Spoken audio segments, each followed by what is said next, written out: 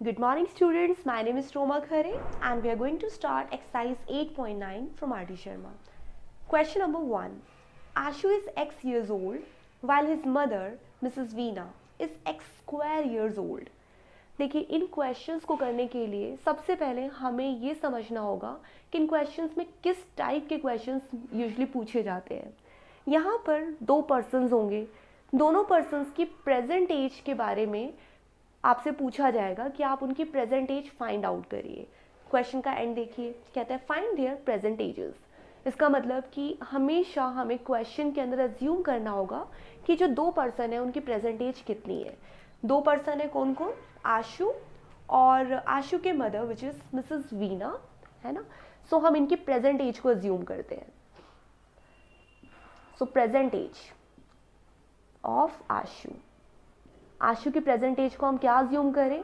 X years मान लेते हैं क्योंकि क्वेश्चन में एज इट इज लिखा भी है. फिर इनकी मॉम की एज यानी मिसेस वीना की जो प्रेजेंट एज है वो हम ले लेते हैं मिसेस वीनास प्रेजेंट एज कितना?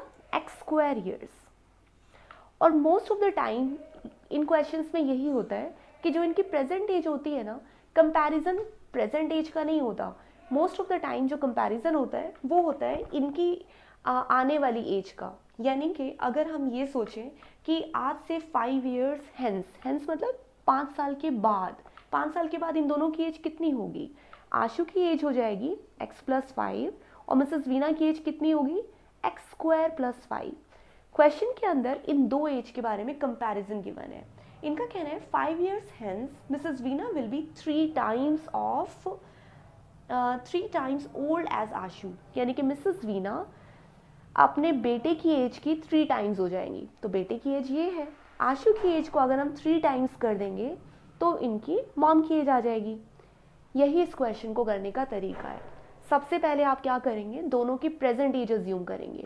आशु की प्रेजेंट एज ये हो गई, मिसेस वीना की प्रेजेंट एज ये हो गई. फिर कंपैरिजन कहता है कि 5 साल बाद की जो एज है ना, 5 साल बाद का मतलब हमें दोनों के अंदर 5 ऐड करना पड़ेगा. दोनों की एज में जब आपने 5 ऐड किया और कंपेयर किया कि बेटे की एज को अगर हम 3 से मल्टीप्लाई करेंगे तो मॉम की एज आ रही है, और इसी को कन्वर्ट करना हमें क्वाड्रेटिक इक्वेशन में. So let's do it now. ये हो गया 3x plus 15, 3 is to be multiplied by x, 3 is to be multiplied by 5 equals यहाँ बचा एक्स स्क्वायर प्लस 5. अब क्या करें?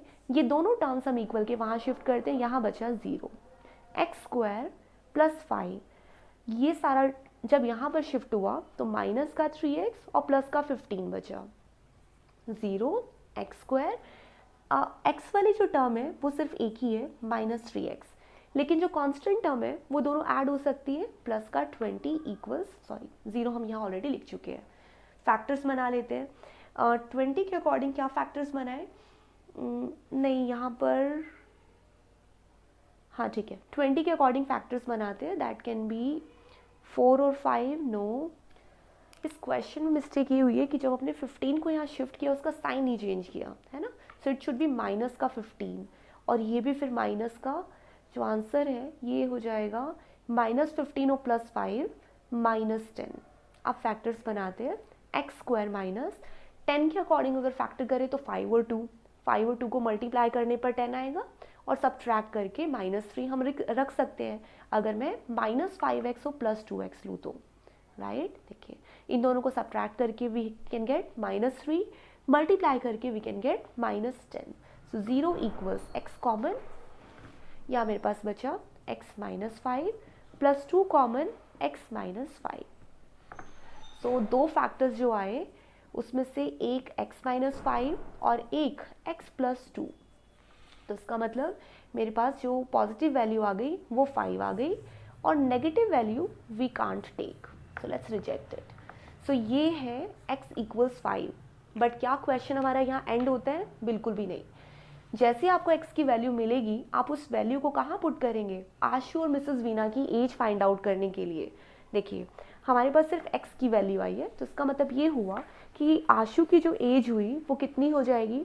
अब हम यहाँ मेंशन करेंगे कि आशु की एज थी x यानी कि 5 ईयर्स, लेकिन मिसेस वीना की एज कितनी होगी? यस, सो हम x का स्क्वायर करेंगे विच इज़ 5 into 5, 25 years.